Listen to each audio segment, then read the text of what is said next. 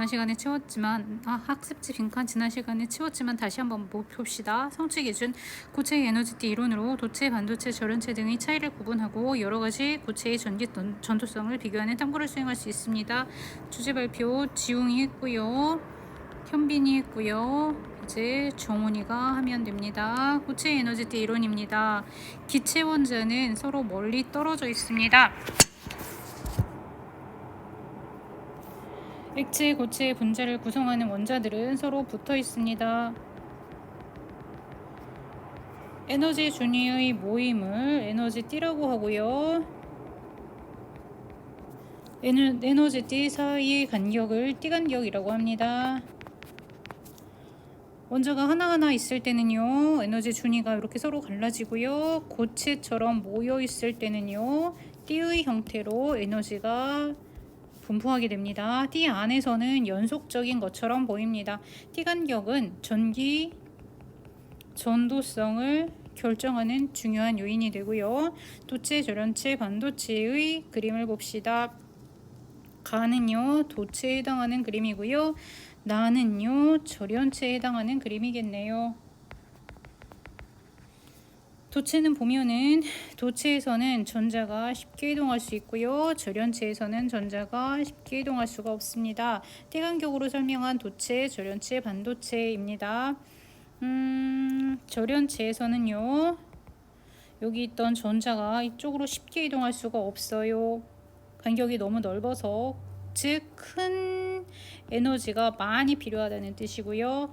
얘는 적절한 에너지가 있으면 옮겨갈 수도 있는 조건을 만들 수 있다는 뜻이고요. 얘는 반도체고요. 그러면 도체를 그려보세요. 그러면 네, 원자과 띠는 여기 원자과 띠가 여기 있다면 원자과 띠가 여기 있다면 전도띠는 얘랑 살짝 겹쳐져 있어서 두 개가 아주 자유롭게 전자가 움직일 수 있는 형태입니다. 중요한 거 하나 지난 시간에 빠뜨린 거 있는데요. 대체로 온도가 높을수록 전기가 잘 통합니다. 온도가 높다는 것은 온도도 어차피 에너지 다른 한 형태니까요. 온도가 높다는 것은 전자가 잘 움직이니까 전기가 잘 통합니다. 그런데요. 문제는요. 도체에서는요 온도가 높다고 전자가 잘 통하는 게 아니라요. 여기는 원래 잘 통했는데 온도가 높으면 오히려 전기가 안 통합니다. 전기가 안 통하는 이유는 원자 핵이 양성자 부분이 진동 에너지가 훨씬 더 커져서 전자들의 이동을 방해해서 그렇습니다. 절연체의 전자와 양공 전자는 이렇게 실제로 움직이는 게 전자고요. 전자가 이동함에 따라서 생긴 구멍을 양공이라고 합니다. 매우 많은 원자들이 에너지 준위들이 촘촘하게 모여 연속적인 에너지 준위 영역을 마치 연속적인 것처럼 보여요. 에너지띠라고 합니다. 에너지띠에는 원자과 띠 있고요. 전도띠 있고요. 두 사이 간격을 띠간격이라고 합니다. 그림에서 나와 있습니다. 어렵지 않습니다. 고체의 에너지띠 구분은요. 도체는요 전기가 잘 통하는 도체는요 서로 겹쳐져 있습니다. 띠간격이 거의 없습니다. 띠간격이 매우 넓을 때는요 전기가 안 통하네. 절연체고요. 띠간격이 좁습니다. 그래서요 전기가 평소에는 안 통하는데 어떤 조건이 되면 일정량의 에너지를 흡수하게 되면 전도띠로 이동하여 전류가 흐를 수 있는 조건을 만들 수 있는 아주 유용한 친구가 반도체이고요. 반도체로 이용할 수 있는 원자에는요 두 개가 있는데요. 실리콘과 저마늄이 있고요. 실리콘 다른 말로 규소라고 합니다. 실리콘이라고 하기도 하고요. 우리가 SiO4 규산이온 광물에 들어있는 그 실리콘 맞습니다. 그리고요 예전에는 30-40년 전에는 저마늄을 더 많이 썼는데 지금은 실리콘이 더 흔한 물질이기도 하고요 더 많이 쓴다고 합니다. 전기 전도도와 비저항이라고 돼 있는데요. 자, 우리 저항은 전류 흐름을 방해하는 정도고요. 전류 흐름을 방해하는 정도는 이런 거에 쓸 거예요.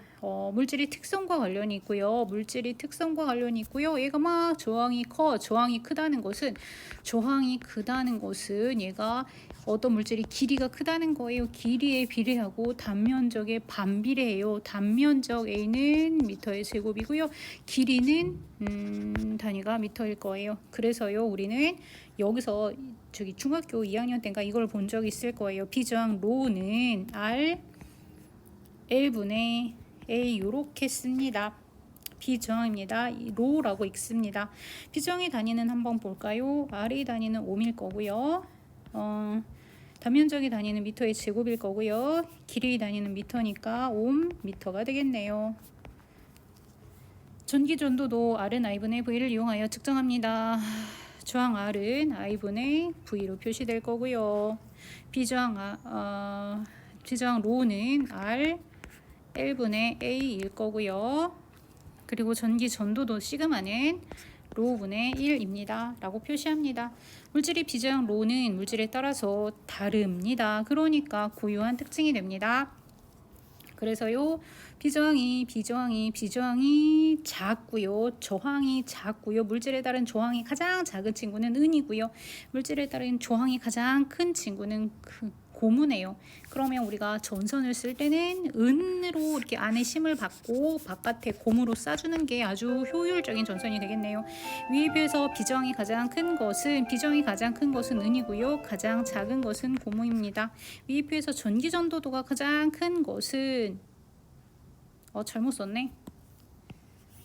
전기 위저항에서 비저항이 가장 큰 것은 고무고요.